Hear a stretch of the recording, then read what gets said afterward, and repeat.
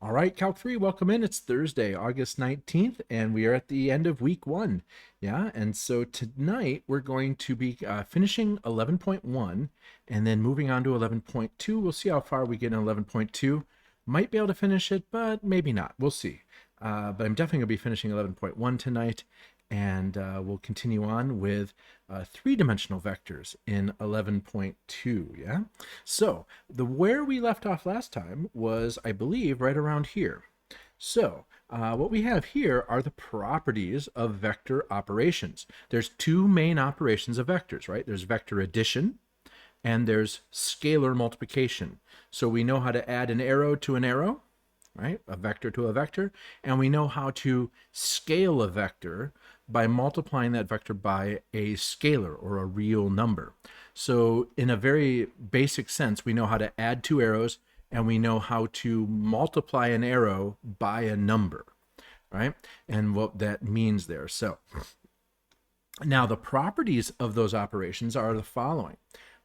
Just like regular real number addition, we have that vector addition is commutative, right? So we have u plus v is equal to v plus u. Now, if you think about how we were drawing addition of vectors yesterday, that makes complete sense. I don't even know if I might have my old notes, but regardless, you could picture that if you add u and then attach v to it, right, you get to the one place. That's the same thing as having done v first and then u, and you end up in the same exact place. Bottom line, u plus v is v plus u. If you think of it in component form, it's really easy since you add component-wise, right? You add the first component of the one plus the first component of the second, and you know addition is commutative when you add numbers. So that proves that right there, yeah? Then we have an associative property, right there.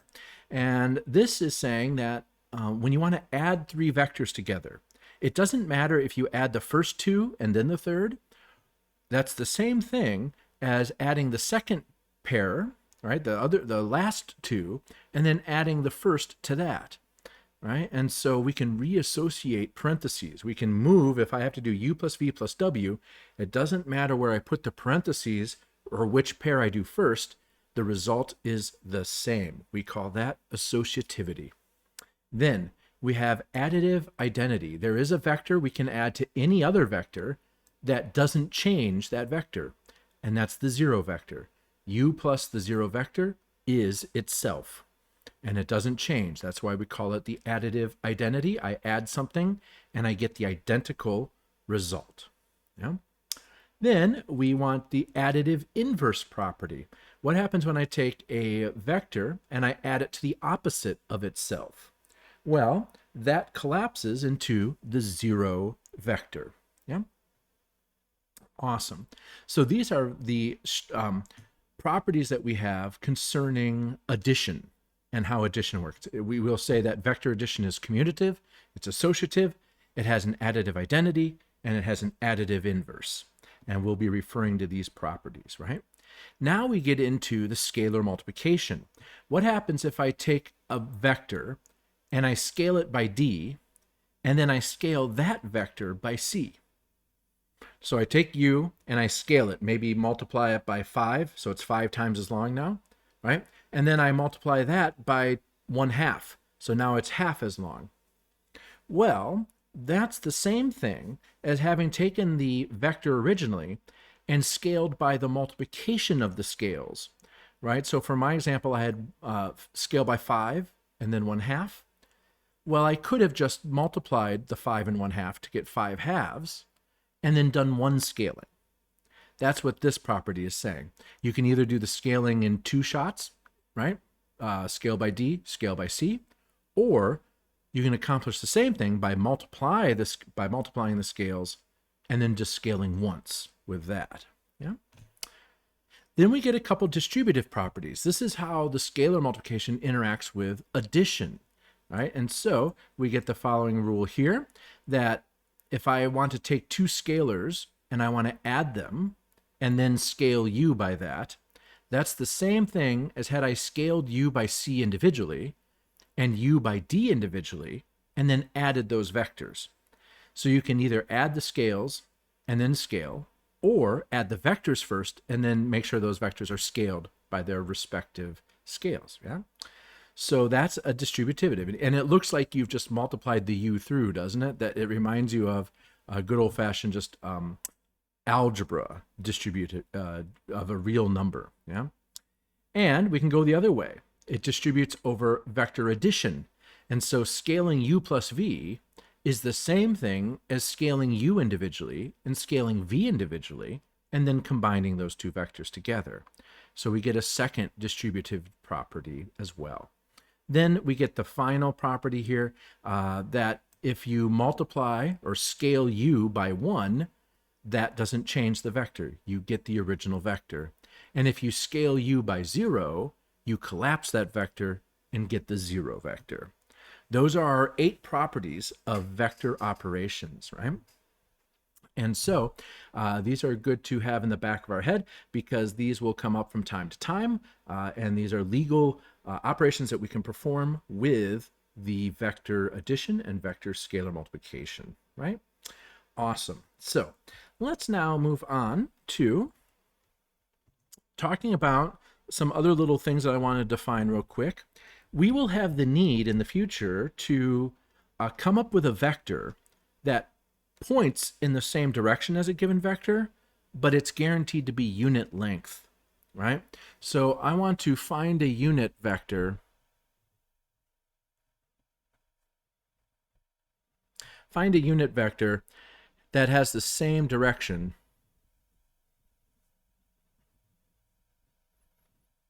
as a given vector. Okay, let's call that given vector v. Okay. Now we can do this very easily. What we can do is, for instance, if this vector v happens to be 5 units long, well, what I'd like to do is scale it by 1/5. So it's only 1 unit long, right? And that would be my new vector. And scaling, remember, doesn't change the direction as long as you're scaling by a positive number, right? So let's think this through. If this is 5 units long, I'd like to scale by 1/5. If it was 20 units long, I would have to multiply by 1/20th, right? And so it appears that all I have to do to find a unit vector that points in the direction of v is scale v by 1 over its magnitude, 1 over how long it is. And so we do get this formula that's very useful. We're going to use this a million times in this class. A unit vector is equal to vector v scaled by 1 over the magnitude of v. You see that? And so that's scaled by 1 over that. Now, we usually write this as v divided by the magnitude of v, like that. And so here we have the way to write a unit vector, u, in the same direction as v, because it's scaled by a positive number, and it's scaled by 1 over the magnitude of v, so I know the unit length, it's unit length. So I know it's unit length, yeah? So this has length 1 and same direction as v. Okay. This will be useful when I'm really just caring about the direction of the vector and not necessarily the magnitude. So it's nice to what we call normalize the vector. When somebody says normalize the vector, they mean to come up with a vector pointing in the same direction that's unit length. And so sometimes you'll hear it called normalize the vector, like that. All right. So just as a quick example here, suppose you're given v, the vector v, is -2, 5. All right. So remember what this means is component form, and so this is a horizontal distance of -2 and then a vertical distance of 5, and so it's going off in that direction, right? Now I want to find a unit vector in the same direction. Okay, so this is going to be quite easy to do. All you have to do, first off, let's calculate the magnitude of v. It's going to be the square root of -2 squared plus 5 squared. So I get square root of 4 plus 25 So I get the square root of 29. That's how many units the vector v is. And so all I have to do now to find a unit vector pointing in the same direction is scale this vector by 1 over root 29, right? And so my final answer can look like something like this. U will then be 1 over square root of 29 times the vector v, which is negative 2 comma 5. All right. Now that's totally correct. You can leave it like that if you wanted to. Your book will multiply that through, and so they might write this in the back of the book. So they might multiply that square root through the 1 over there. So that might be what's in the back of the book. They might also, and I hope they don't, they might also rationalize the denominator. I really don't care if you rationalize the denominator or not, or yeah. So, but to just show you what that might look like, again, you don't have to do that unless there's a specific purpose to doing that. Usually there's not a specific purpose to rationalizing the denominator, but I'll show you just in case you come across it. All you have to do is multiply the top and bottom by the square root of what the denominator is, right? So I would take minus 2 over square root of 29, and I would multiply the top by square root of 29 and the bottom by square root of 29. Multiplying by a 1, you see, so it doesn't change the value.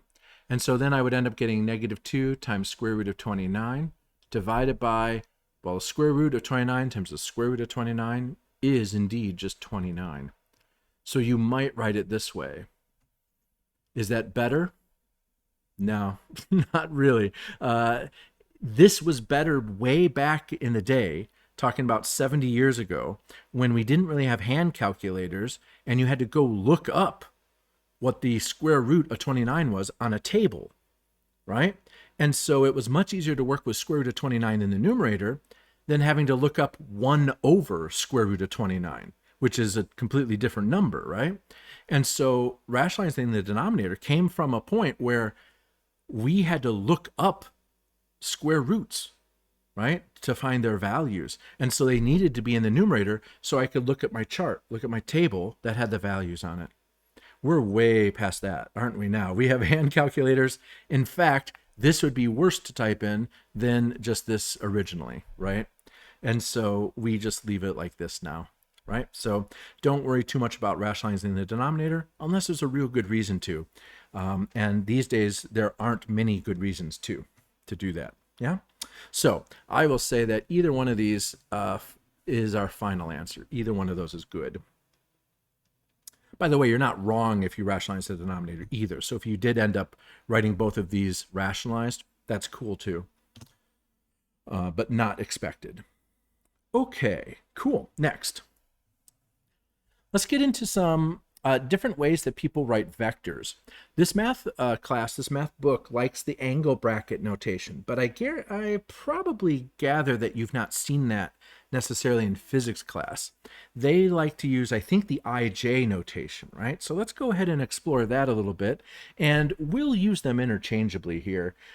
You'll see me use angle brackets sometime, you'll see me use IJ notation sometimes, and I'll just, without warning, just switch between the two of them. You should be very fluent with both ways of writing it. But here's how this works. We can define the vector I to be this vector here, 1, 0, meaning 1 horizontal distance and 0 vertical distance. And we can define j to be the vector 0, 1, right? So now, if I was to write, right, a vector, any vector, right, say a v, and you say, oh yeah, in angle bracket notation, that would be v1, v2. No problem. And that's totally correct and totally fine. But as you can see, I could, if I wanted to, split this up. I could think of this as a v1, 0 plus 0, v2, right, like that. Right. I could even factor out the v1 in front of this one. So I'm left with 1, 0. And here I could factor out the v2 to get 0, 1. And there's our vectors right there. I can think of this as v1i plus v2j. So it literally is another way to write this angle bracket notation, right? A vector can be thought of as v1, v2 in this component form, right? But I could also write it as sort of a math form that involves vector addition. And that could be written as v1i plus v2j, right? And so to put some specific numbers to this, right? If I had the vector, let's say 3 comma negative 5, right? What this means when I graph this, right, is to say, okay, from the origin, from any place, but I'll just draw from the origin, 1, 2, 3 over, 5 down, 1, 2, 3, 4, 5. And so this is vector v, drawn in this way, right there. That's what we have v, right? But if you think of this as in the standard basis notation as it's known, I can write it like this. And you can literally see what this means. This means scale I 3 times, right? Remember, I is the little unit horizontal vector. So do you see what happens when I do 3i? I get 1i, 2i, 3i. So that puts me out there. And then I want to subtract or scale j by negative 5. J goes this way. J points up 1 unit, right? So stretching it by 5, scaling it by 5, and then negating it goes in the opposite way. So now I'm going 1 negative j, negative 2j, negative 3j, negative 4j, negative 5j. And so you can see that the main vector is literally just 3 i's added with negative 5 j's. So I go 1, 2, 3, 1, 2, 3, 4, 5. And so you can see they're very equivalent in describing the same exact vector. So you will see both of these notations quite often and get very familiar with both of those, yeah? Awesome. Okay. Now, yes, indeed. Okay. So let's now revisit my unit vector formula. Remember, that was unit vector equals any vector you like, v, divided by its magnitude, right? That's what we start off with. Rearranging this goes to show you that you can think of a vector as its definition. Remember how we defined that vector? We defined it as a vector that has magnitude and a direction. Notice that this is a real number. The magnitude of v is a real number. I can multiply both sides of this equation by the magnitude of v, as long as it's not the 0 vector. You can't make the 0 vector unit length, right? So that's excluded from this conversation, but literally every other vector is just fine. Would you agree that this means that any vector you like can really be thought of as the magnitude of that vector times a vector, unit vector, pointing in the direction? So we can literally say that v is a magnitude multiplied by a direction. Yeah, and this is unit length. See that? And that's a really nice way of thinking physically about a vector, right? So I can think of a vector as just its magnitude, how strong it is, its length, its magnitude, whatever adjective you want to describe, multiplied by some vector in some direction, a unit vector pointing in some direction, right? Now, where I'm going with this is that I actually can write any unit vector you like in terms of its angle, that it makes, which is hugely helpful for physics, right? Because that really puts the unit vector, instead of having to think about the x coordinate and the y coordinate of where this thing ends, right? I can now put it to something very physical, which is the angle it makes. An angle is something I can measure. So physicists love this next thing here, right? So let me draw you a picture of all unit vectors that we can talk about. So think about this a little bit. So suppose I draw a unit vector. I know it's unit length. Well, I can draw that with some angle that it makes there. And, here it's going to be unit length. Here it's going to be 1. Here it's 1. Here it's 1. This is an old friend of ours. Welcome back, unit circle. Welcome back. we hardly missed you, right? But when we get a unit circle, if this is forced to be a unit length vector, this vector can just spin around and it's always pointing to a dot on the unit circle. Do you see that?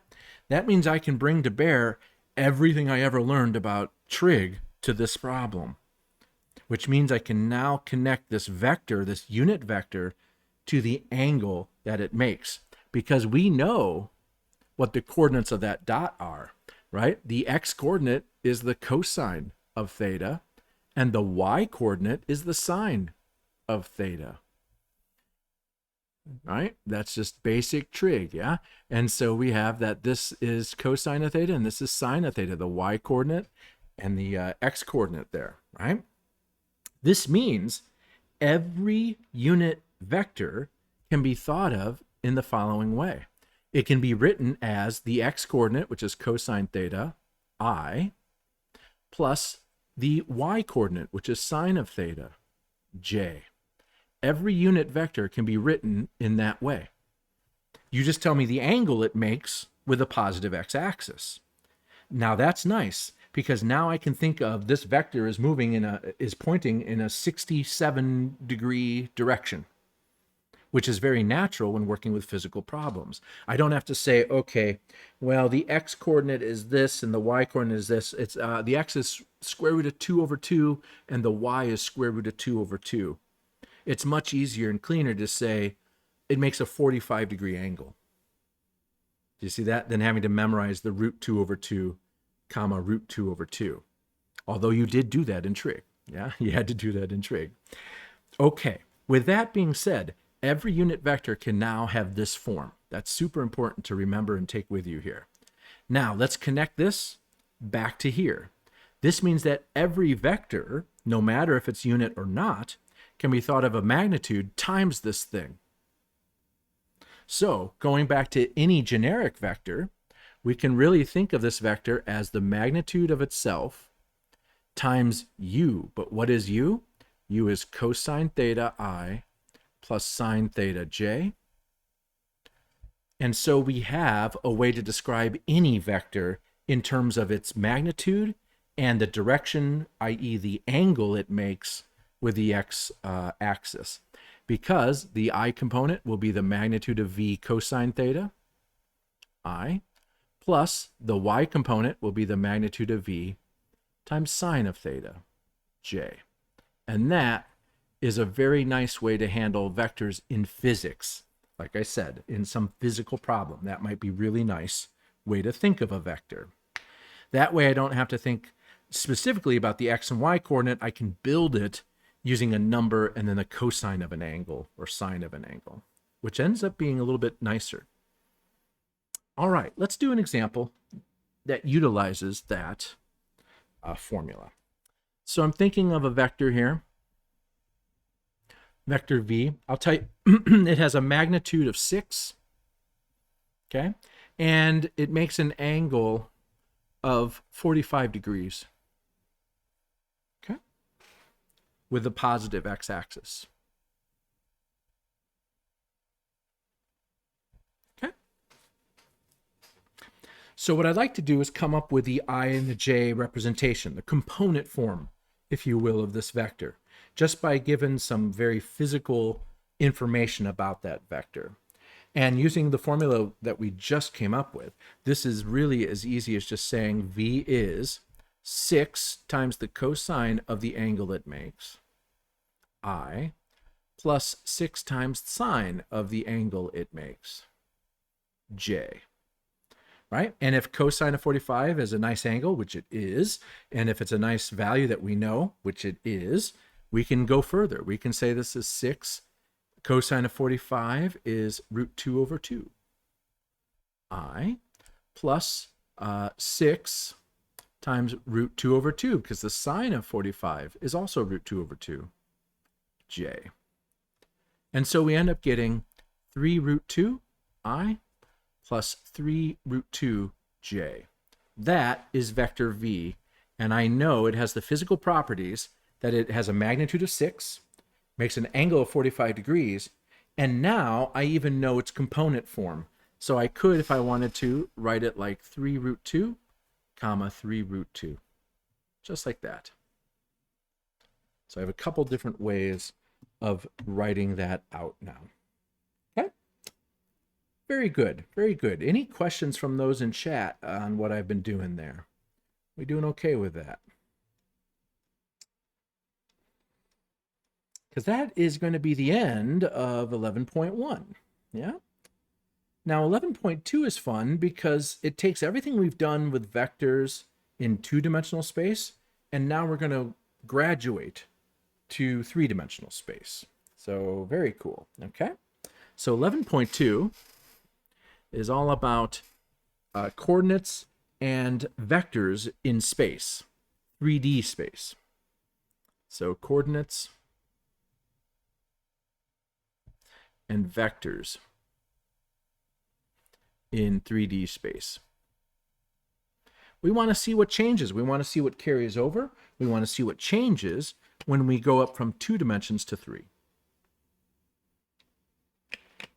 Okay, now, first things first, let's get our bearings set here and make sure that we understand even the names of certain things, right?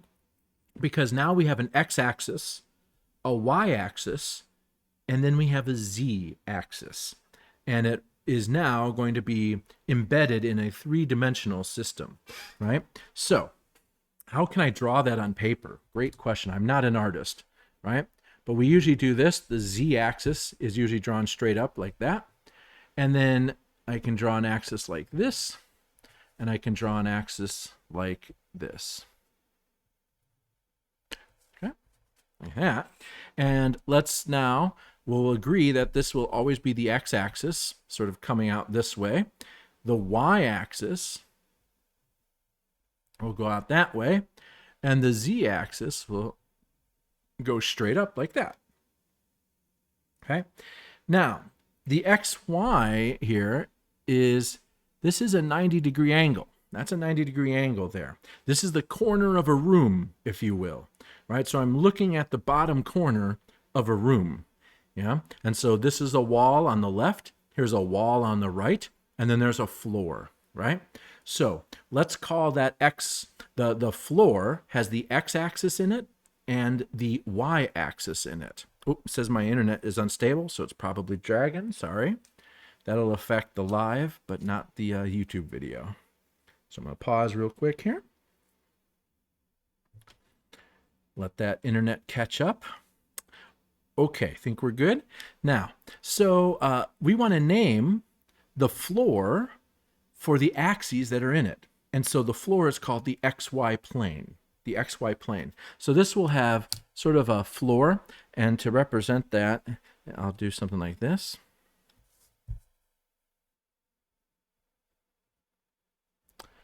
Okay. And again, I'm not an artist by any means.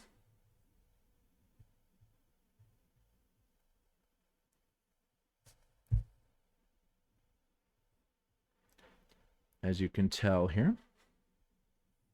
Okay. Right there. So this is the floor of the XY axis, right? The XY axis is that floor. XY plane, I mean. This left wall right here, standing straight up like that. That left wall we call the XZ plane because it has the x-axis and the z-axis in it. And over here we have this right wall over here. We have the YZ plane. Okay. So we have those. And like I said, if you can sort of just think about it as a corner of a room, you're going to do real well with that visualization there, yeah? Now, what's infinitely better than my drawing is GeoGebra, right? So let me show you what GeoGebra looks like here. When you open up Classic 5, which I've provided a link to in the modules tab in the course content of our class, you'll download and install GeoGebra Classic 5, and it'll look like this. If you download and install the other stuff, it'll look a little different, but it'll still just act very similarly. Now, when you first download this, there's over here on the right, You won't see this pop up because my capture doesn't capture it, but you click on this little arrow that's lighting up here, and there's a little menu, and 3D graphics is one of the options. If you click on 3D graphics, it converts the 2D picture to 3D picture right here. Now, first thing we will always do when we bring up GeoGebra 3D is that the axes are not pointing in the direction that I just drew on this piece of paper. Notice the red axis right here going towards the right has the arrow going that way. And then there's an arrow, the green axis, there's an arrow going like behind the screen, if you will, going off in that way, right? So here's how I drew ours. You want to take this left click and drag and rotate it like this. Now it matches what the orientation we had on paper. This is the x-axis. The red axis is the x-axis, the positive x coming out there. Positive y is the green axis there. And the z-axis is the blue axis. Do you see that? And so you can pick this up by left clicking and dragging, and you can spin this around, look underneath, look above, and move this all around. And it does very well on that, yeah? And so that is visually what's going on there. And then this gray plane is the XY plane, isn't it? It's the floor. So if I'm like level with the floor there, it disappears because it's thin, right? It's super thin. And so, yeah, that dark gray is the XY plane. Yeah, see that? This is going to be useful for our visualization purposes here. Remember, GeoGebra is a free program, and it's really easy to use. Of course, like with any program, it's going to take a little getting used to, but this is nice for a free program. Really responsive and really nice graphics in that way. Okay, cool. Now, let's go back here. And I want to at least graph a few points, right, on this. So let's do a couple of these points here. I want to graph first. Let's do 1, 6, 0. I want to see where that's located at. I want to graph 3, 3, -2. And let's do one more, -2, 5, 4. Okay, those are the 3 points that I want to graph, that I want to plot in the 3D space. And I'm going to actually use a new piece of paper here. Okay. All right. So let me go ahead and redraw my axes. Yeah, I have a ruler here, which is really nice. And so the straighter the lines are, the better your brain is going to be tricked into thinking that it's 3D when it's not, right? That's the whole point, by the way, is to just try to trick your brain into seeing perspective that isn't maybe there, yeah? Okay, so I have this, right? So this is the x-axis, this is the y-axis, and this is the z-axis, yeah? Okay, now what I want to do is plot 1, 6, 0, the x, y, z. So x is 1, so I want to go out 1 unit, right? 1 unit. I'm sorry, go out 1, and make your tick mark parallel to the y-axis. That will help with the illusion of 3D as well. So when the x coordinate is 1, right there, y is going to be 6. So to go out 6 units, let's count them out. I got 1, 2, 3, 4, 5, 6. And notice I'm trying to keep those parallel to the x-axis, right? The more parallel that you are, the better the illusion will look, right? So then I go out 1x and 6 y's, right? So that's going to put me out like right here, right there, right? So just following them. In fact, let me do a ruler here, right? So if I say, okay, dash, dash, dash, dash, dash, and then let's try this. Dash, dash, dash. This is the spot in the XY plane, right? The shadow of the point, perhaps, right? Now, I have to go up 0. So that means it is in the XY plane, so I don't have to go up or down. That is the point. Do you see that? So that is located at 1, 6, 0. Everyone with me there, right? That's how I can do that with paper there. Not sure if that's something we have to do a lot of by hand drawing, but it's kind of nice to do it at least once in your life to see how that works and to draw with it a little bit. But we definitely have GeoGebra and other tools, of course, that help us draw and visualize 3D now, right? So let me just do a couple more of these, and then we will see how it looks on GeoGebra.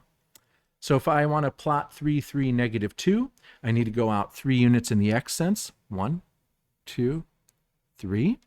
I need to go out 3 units in the y and mark the cross where it happens there. So yeah, I want to do something like that. 2, and then 3 like this.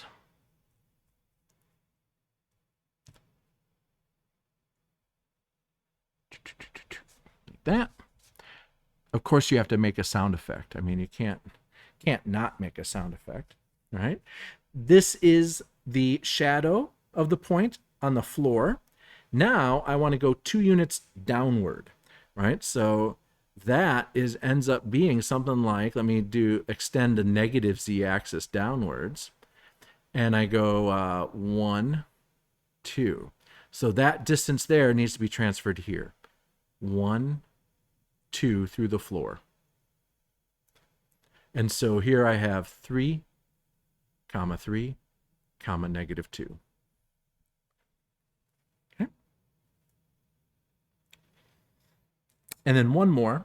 If I want to do -2, 5, 4, now -2, right, is going to be 2 units behind here like this. So 1, 2. So I go out 2. I go 5 in the y. 1, 2, 3, 4, 5. 1, 2, 3, 4, 5.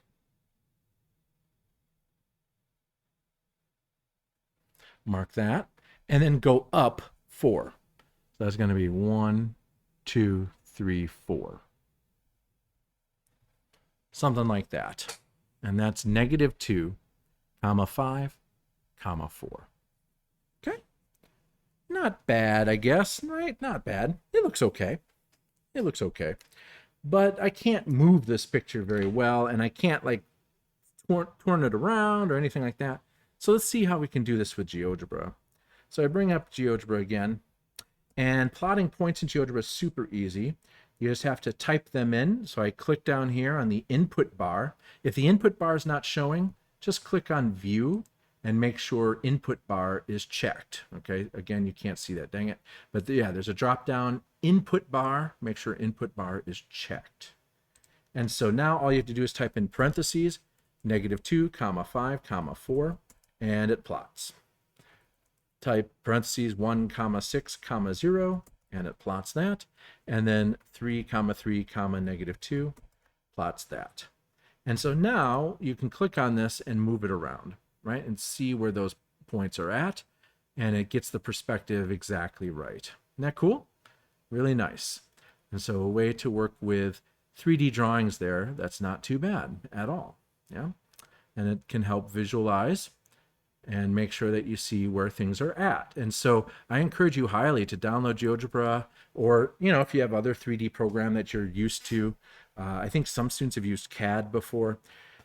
To me, that's a little overpowered for our purposes in Calc 3, but hey, if that's what you're familiar with, I guess use that, right? Other people might have like Maple or Mathematica, probably not though. This is a nice free quick download. You can be up and running in like less than 3 minutes, right? And now have really nice visualization ability and really work with it a lot. We're gonna work with GeoGebra. You're gonna see me use GeoGebra a lot in Calc 3. If any of you have had me before, you know I use GeoGebra a lot. So awesome. Okay, awesome. Now, let's see. Where else are we now? All right. Oh, yeah. Let's talk a little bit about different coordinate systems, right? The system itself can be a little different depending on what book you read, right? Our book, and I think the physics book, they all use what's called a right-handed system. A right-handed system. And a right-handed system, I don't know if it's going to work because, you know, this might be mirrored. I don't know, but this is my right hand. All right. It might be on the left side because it's mirrored or something. I'm not quite sure what's going on. But yeah, this is my right hand. And so all you have to do to determine a right hand system is you point your palm in the direction of the x-axis. Okay, so you put your palm out into the x-axis, right? Curl your fingers naturally. Curl your fingers naturally. That points in the direction of the y-axis. Okay, so if the x-axis is going that way, the y-axis is going 90 degrees to that, out that way. And your thumb is naturally pointing up. That means that is the orientation of your coordinate system. This is the x-axis going that way, the y positive goes that way, and the positive z goes up, right? And that's true if I point this, if this is my x-axis, then this would be my y-axis positive, and z would still be pointing up like that, right? And that's what we use here, right? If you notice, if you take your right hand, right? If you take your right hand and point it towards the x-axis, which I've done here, curl towards the y, yep, that makes sense, right? There's the y, and then the thumb points up, like z is pointing up there. So we are using what's called a right-handed system in that way. Some books you read and some orientations are left-handed, and it's the same exact idea, except the y-axis, positive y-axis, goes out this way. Goes out this way, because there you take your left hand and you curl, and the curl is natural to the other way, right? And so that can be quite confusing if you're looking at, if you're looking up stuff online, if you're looking up at pictures and graphs online. You want to make sure you're looking at a right-handed system if your book is using right-handed system. Otherwise, the orientation looks a little strange, and it just doesn't quite work out right, yeah? Because what was positive in this system is negative in the other system, right? So, yikes. So, we use the right-handed system in that way. All right. Now that we know how to plot 2 points in 3D space, it's now time to find the distance between those 2 points, right? I would like to have a way of figuring out how far is it from this 3-dimensional point to this 3-dimensional point, right? What is the distance between those 2 points? What's the distance between here and there, for instance, right? What's the straight line distance between those 2 points? So let's come up with a way to do that. Yeah?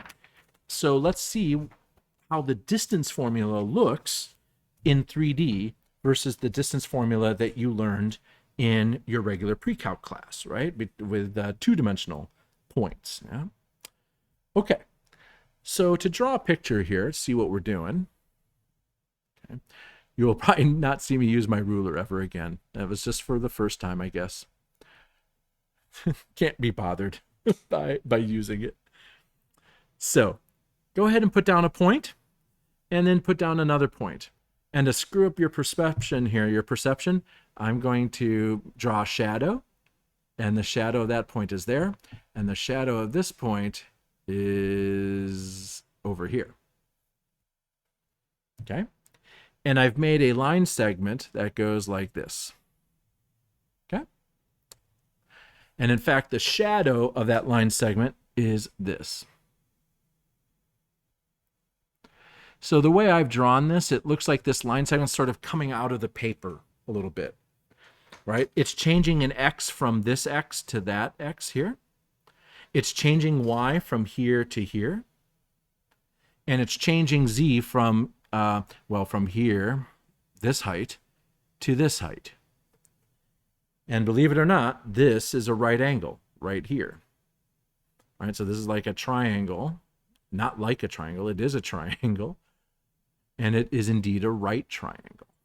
Okay, everyone see that picture? We doing all right with that? This is what I want to do. I want to find the distance between point P and point Q. Let's call P lives at x1, y1, z1. x1, y1, z1. And Q lives at x2, y2, z2. Okay, so to be sort of generic as possible there, right? Well, we have the good old-fashioned Pythagorean theorem if we can figure out the triangles that we need, right? Pythagorean theorem still works if I have a right triangle, right?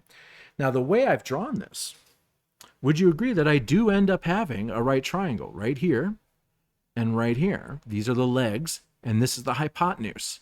The distance is the hypotenuse of this standing up right triangle like that. So the distance is going to equal the, first leg squared. Sorry, distance squared is going to equal first leg squared plus the second leg squared. Yeah? Where the first leg is here and the second leg is this. Okay? All right. Now, let's pull this apart a little bit. The second leg is this height. Well, if you look carefully at this picture, this is just the change of height. This is Z1 height, and this is a height of Z2. So the length of this would just be the difference between those two, right? Now, to take care of all cases, this difference is Z2 minus Z1. I am going to put in absolute value in case Z2 or Z1 is below the other one, in case it's the other orientation. But in both cases, the length of this is the difference between these two, the absolute value of that. Everyone agree with that? That's going to be the change of the height from Z2 to Z1. So it's a difference there. Yeah? Okay? So I do have an understanding of what the second leg looks like. It's now this. So let's go back here. I have d squared equals first leg squared plus what I can now say is Z2 minus Z1. I don't mean squared. Z2 minus Z1 all squared. And I don't need absolute value signs anymore because I know squaring this result will do the same exact thing as the absolute value. So I can omit the absolute values once it gets into this formula. So this is a piece that's in the distance formula for 3D. Now let's tear apart this first leg, right? To do that, I'm going to notice that the first leg is the shadow down here. This is the same length, right? But that lives in the floor. This is in the floor of the XY plane. It forms a second right triangle right here. This is the change in X, as I've sort of drawn already, and this is the change in Y along the floor, like that. So this is a right triangle laying down on the XY plane. So I want to know what this length is. Well, good news, the first leg here is this is the hypotenuse of this right triangle. And so it's this squared equals this thing squared plus this thing squared. But I have good news for us here. We know what this length is. This is the difference of x coordinates. So this is the absolute of x2 minus x1. That's how long this is. This is the difference between the y coordinates, absolute y2 minus y1. And so this squared plus this squared equals first leg squared. This is a question mark, by the way. It doesn't look like it, but looks like, I don't know what it looks like, but it should be first leg squared. Everyone with me there? So what I get here is d squared. First leg squared is actually x2 minus x1 squared plus y2 minus y1 squared plus the z2 minus z1 squared. So the distance formula in 3D is very almost predictable. It's like the distance in 2 space, except I've just tacked on the extra term for the z coordinates. Isn't that nice how that worked out? So it's just applying the Pythagorean theorem twice to get the same formula form. You see that? So this is how it looked like in 2D. This is how it looks like in 3D. And I bet you could guess what it looks like in 4D. If I asked you maybe a ridiculous question, right? What is the distance between this point in 4D and this point in 4D? Well, following the pattern that you just have here, it's just going to tack on the difference of, let's call them W's. So you have the difference of X's, Y's, and Z's in W's. So now you have this distance idea, even if it's 4-dimensional, right? Now this goes back to what I was talking about in the last video, right? With Excel spreadsheet. right? You might just say, I don't know what it means to take the distance between two four-dimensional points. Well, this would be a way to talk about distance. How far is one cell away from another cell? Remember these cells that could have different rows, different columns, different tabs, and different instances of Excel. And so now I could take all of those dimensions, those four-dimensional things, and run it through this formula and have some idea of a distance between this cell that lives at this row and this column on this tab on this instance of Excel versus the distance between this cell that lives at this row and this column and this tab and this instance of Excel.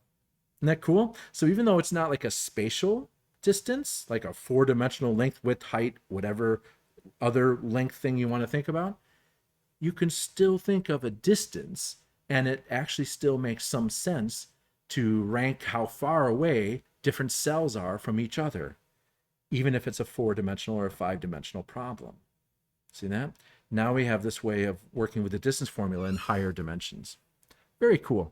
By the way, this is just one way to calculate distance, and this is known as the Euclidean distance. Euclidean distance. There's more than one way to define what I mean by distance. Just as a quick aside, you could, instead of measuring as the crow flies, if you will, the straight line distance, you might measure the distance along the curvature of the Earth, right? And that might be the distance that you're interested in. And you might measure distance that way, along the surface of a sphere. That's one way to measure distance that's different than as the crow flies, right?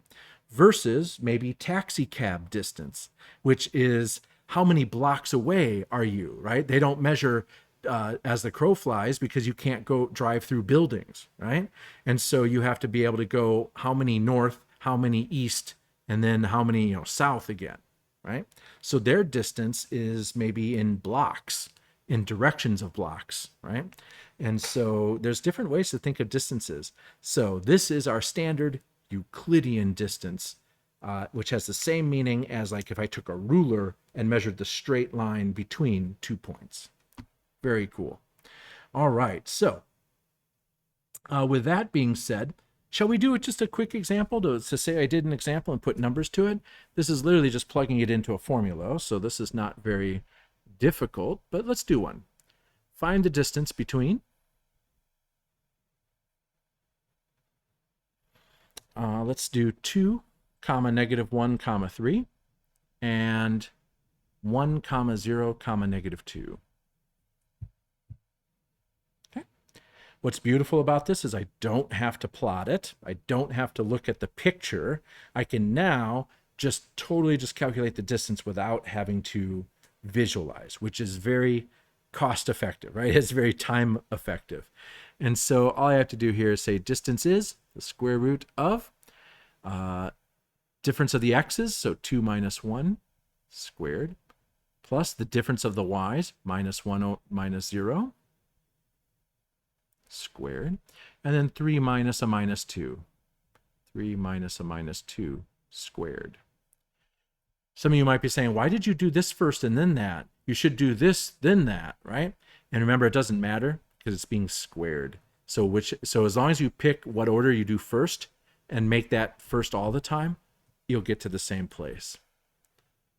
All right, so here we go. 2 minus 1 is 1, so 1 squared. Minus 1 minus 0 is negative 1 plus 1. Cool. And then 3 plus 2 is 5. 5 squared is 25. Not sure why I wrote 1 squared. I mean, that is true, but it's not. I didn't need to write that. Square root of 27, which is a perfectly reasonable answer. You can simplify this. You can think of this as square root of 9 times 3, or write it as 3 root 3. Either one of these is totally fine and completely equivalent in my estimation, in my view. Okay, and so that's how many units it is between those 2 points. Very nice. Okay, awesome. Sorry if my chair's squeaky. It needs some WD-40, obviously. So then, let's see. Right. After we've learned distance, In two-dimensional space, you actually learned about circles next. Wait, what? I don't know if you remember that, but you derived a distance formula in a pre-calc class somewhere, and then the next thing they were talking about all of a sudden was finding the equation of a circle. Now, why would that be? Well, because by definition, a circle is an object that has a center, and what is it? It's all the points that are equal distance from that center, right, in a plane. So now that you know how to measure distance between 2 points, you can now say, I want all the points that are the same distance away from a center. And so you can develop what we call the standard equation of a circle. Well, we can do the same thing in 3D. The next thing we'll do is, now that we have a distance formula in 3D, we're going to define what it means to be an equation of a sphere, right? Take a point and now think about any same line distance, right, in any direction, right? And that's going to form a ball. It's going to form a sphere, yeah? And we can come up with the equation of that sphere, because here is how I might do that, right? So I can say the equation of a sphere with center, let's give it any center we like. So x naught, y naught, z naught. So I give you a sphere with center x naught, y naught, z naught, and let's say it has radius r. Okay? Well, given that information is enough to know what to do to describe a relationship here. Because of the definition of a sphere, I need to figure out all points that are r units away from this point. So I want to create a generic xyz point. This point will live on the sphere, right? And this will be movable. I can move this all along the sphere wherever I like. But no matter where I'm at, since I'm on the sphere, I know that the distance x minus x naught squared, right, plus y minus y naught squared plus z minus z naught squared equals, well, radius squared, right? The distance is r, and so the r would be the square root of this, but we don't tend to like the square root here. So we'll say it this way. We'll say that it's the difference of the x's, y's, and z's sum of the squares equals the radius squared. And so we now have a relationship that uses the center of the sphere, x naught, y naught, z naught, the radius of the sphere, and now relates all other points that are on the sphere in a relationship that must be true. This equation must always hold when you live on that sphere. And so if you plug in an x, y, and a z, and this is true, you're on the sphere. You're on the edge of the sphere. If you plug in an x, y, and a z, and this is not true, you're not on that sphere. So that's what the power of an equation does. It tells you literally who's on, what point is on the sphere, and what points are not on the sphere. And so it completely describes every point on the sphere. Cool. So we have an equation of a sphere. Next, let's get into, next we can get into midpoints. All right, so let's say that I have, again, that sort of 3D idea there, right? So using the same picture as before, to find the midpoint of something, right? In at least geometry, right? What did we do? If this was a, let's make this a 2D picture so I can actually show this, right? To find the center, the midpoint of this, what am I actually doing? Well, the center of this line segment, right? The midpoint of this line segment is the midpoint of the x and the midpoint of the y, right? And so if I find the midpoint of the x, right, that gets me the x coordinate of the midpoint that I wanted. Likewise, if I'm here and I find the midpoint of this, then that gets me to that height there as well. You see that? And so I can find the midpoint by finding the midpoints of these line segments that are horizontal or vertical. Now, why is that easier? Well, to find the midpoint, when I have two endpoints like that, notice I just need to find the average. The average.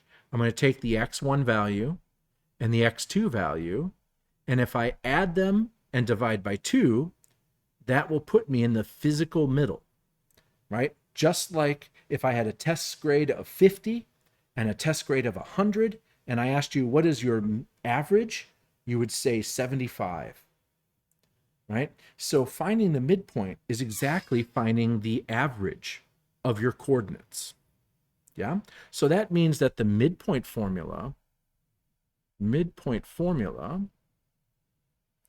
is going to be the average of the x coordinates, x1 plus x2 over 2, comma, y1 plus y2 over 2, comma, z1 plus z2 over 2. Just take the average of all the coordinates, the x coordinates, the y coordinates, and the z coordinates, and that will get you the midpoint. Okay? All right. How are we doing with this? Doing cool? Doing all right? Now, there's a problem that combines both of these ideas. So I kind of like this problem a lot. I keep looking over at Sandy. Sandy is our TA, the dog, and she keeps looking at bunnies outside. So at any moment, you might hear an opinion from the dog about that.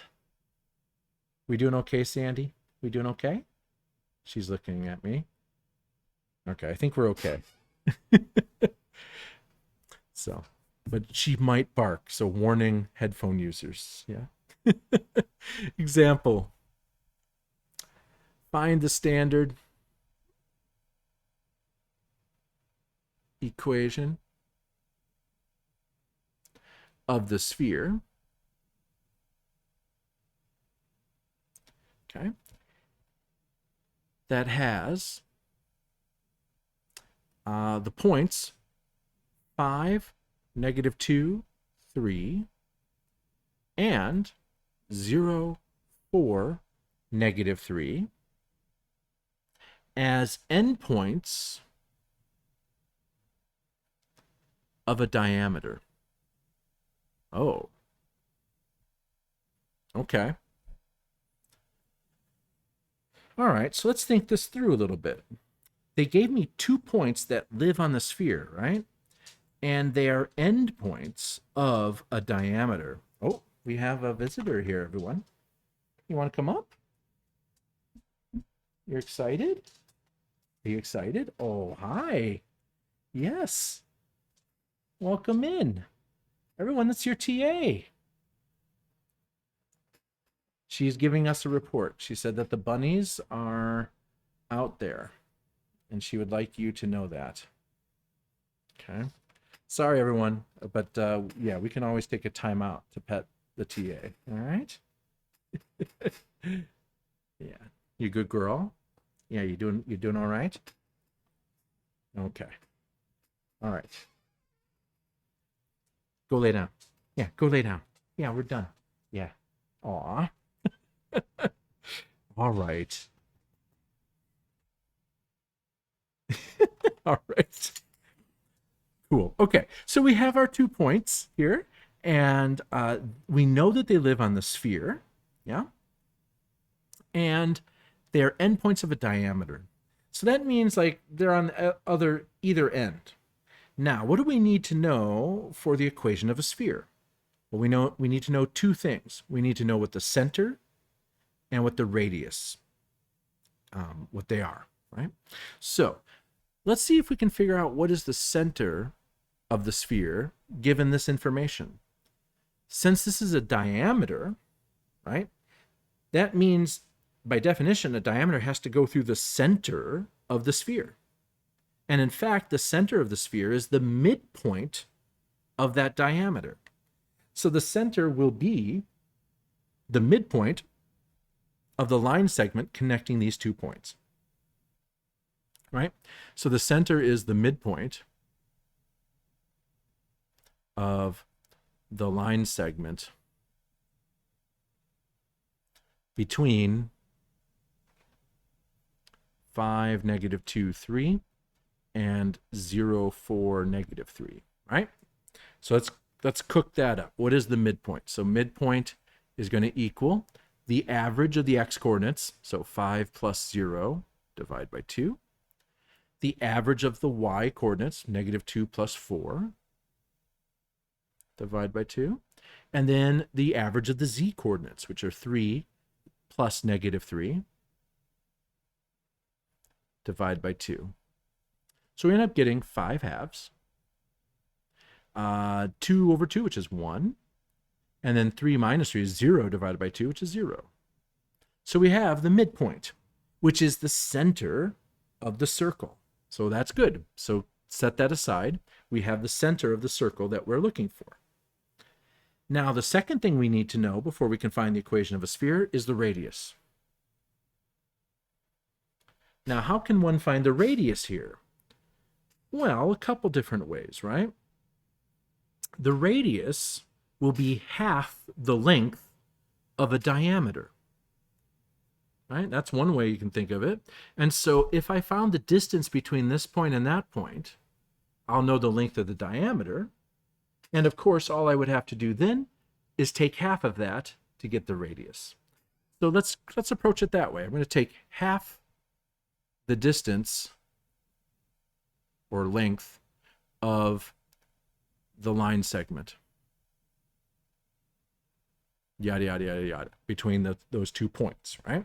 So let's go ahead and do that. So the distance that I get is going to be the square root of the difference of x-coordinates, so 5 minus 0 squared, plus negative 2 minus 4 squared, plus 3 minus a minus 3 squared. And so I end up getting a distance of 5 minus 0 is 5, so 5 squared is 25. 6 squared is 36. 6 squared is 36. Okay? So I end up getting, doing that arithmetic, I think I get, is that 97? Is that what that says? 25 plus 36 plus 36? Indeed, 97. Square root of 97. Now that's the length of the diameter. So what's the radius that we are interested in? The radius is square root of 97 over 2. All right? Okay, let's put this all together. We have the center, we have the radius, and now let's go ahead and put this in the equation as requested. So here we go. X minus x naught, the center, so 5 halves,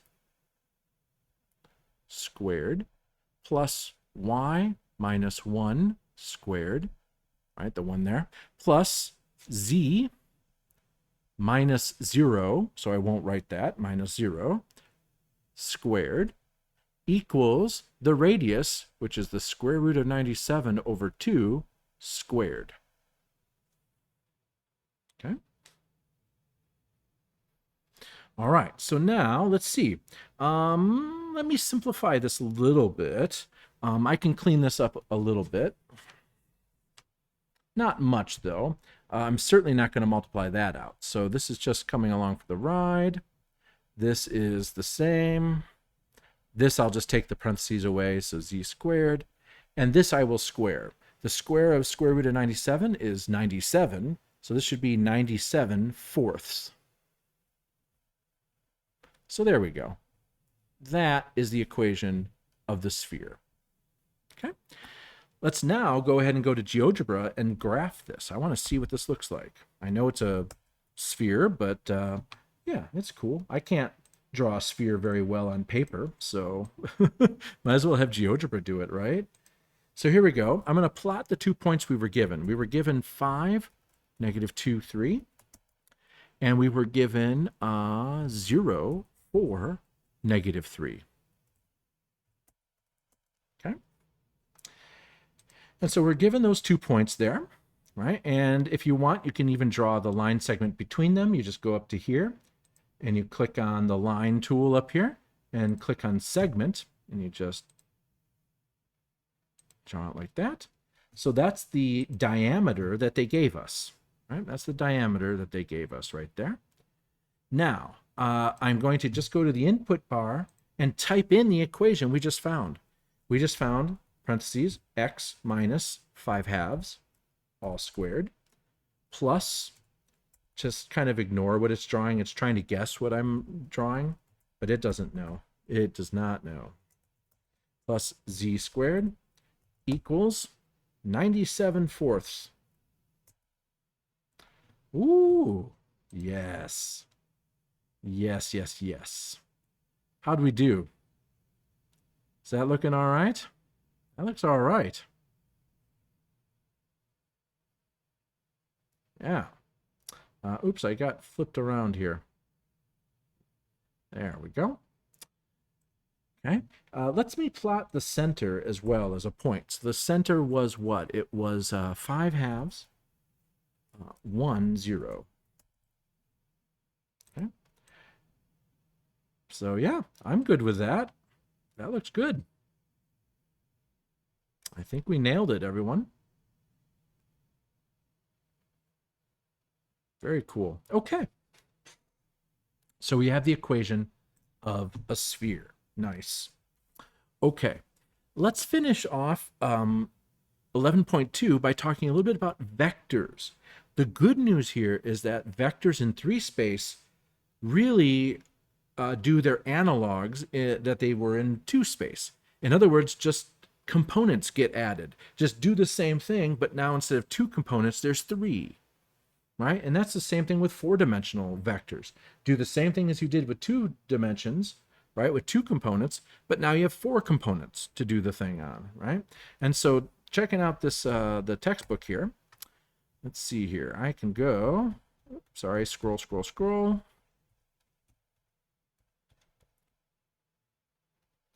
Okay. Take a look at this box here, right?